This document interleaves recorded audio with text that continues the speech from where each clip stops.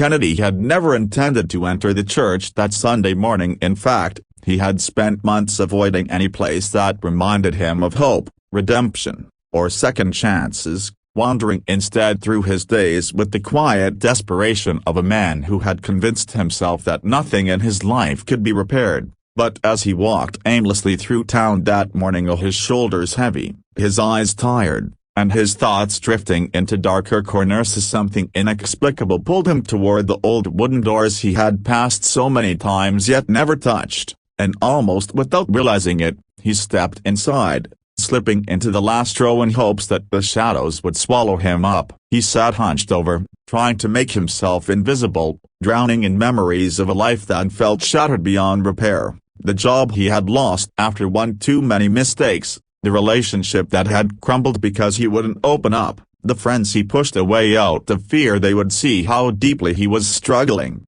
and the hollow silence that filled his apartment at night. The service had already begun, and the choir's soft harmonies washed over him like a distant echo, but nothing truly reached him until Pastor Raymond stepped forward, his voice calm yet resonant, carrying a weight that seemed to come from lived experience rather than lofty ideals. "Some of you came here today because your spirit could not survive another day alone," the pastor said, and the moment the words hit the air, Kennedy's head lifted as though pulled by invisible threads. It felt as if someone had peeled back the layers he had guarded so fiercely and spoken directly to the aching, trembling part of himself he had tried so hard to bury. Pastor Raymond spoke of people who hid in the back rows of life, not out of disinterest, but out of fear, shame, and exhaustion, of people who believed they had fallen too far or broken too many things, who convinced themselves that their presence was a burden, and yet, he reminded them gently,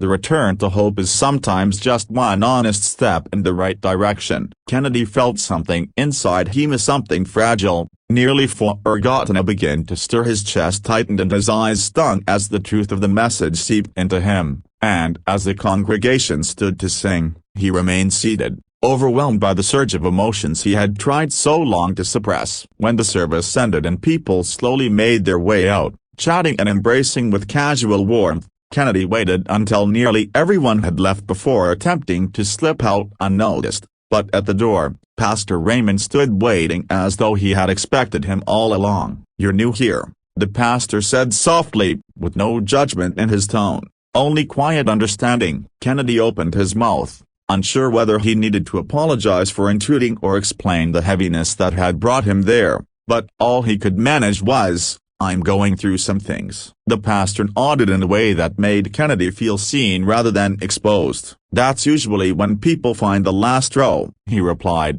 "but you don't have to stay there forever." The simplicity of the statement, its gentleness, its sincerity, pierced deeper than any sermon could, and Kennedy felt an unexpected tremor run through him. Over the next several weeks, he returned to the church not out of obligation, but because something within him felt lighter each time he walked through those doors. He moved one row closer every few visits, slowly allowing himself to be part of conversations, to accept kindness without flinching, to rediscover pieces of his identity that had been buried beneath months of hopelessness. Members of the congregation greeted him warmly, never probing, never pressing, simply welcoming him in the steady, easy way that made him feel, for the first time in a long time, like he wasn't walking through life alone. One afternoon, after a small study group, Pastor Raymond approached him with a thoughtful expression and asked if he would consider sharing his story at an upcoming gathering,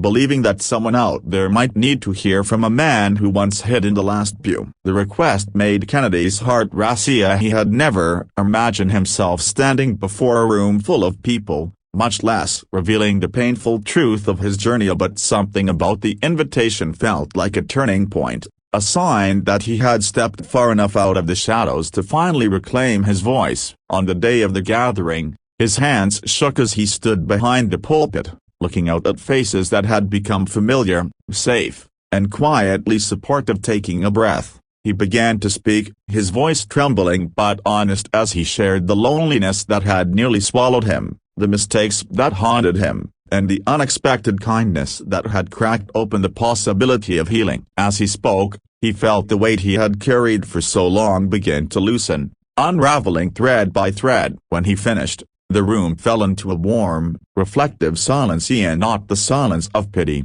but of connection, of understanding. And in that moment, Kennedy realized he had not only found strength within himself but had become a small beacon for others still fighting their way through darkness. As he stepped down and the applause rose softly around him, he understood something profound. No matter how deeply someone sinks into the last row of life, hope still whispers from the front, waiting patiently for the day they gather enough courage to rise, step forward, and realize they were never truly alone.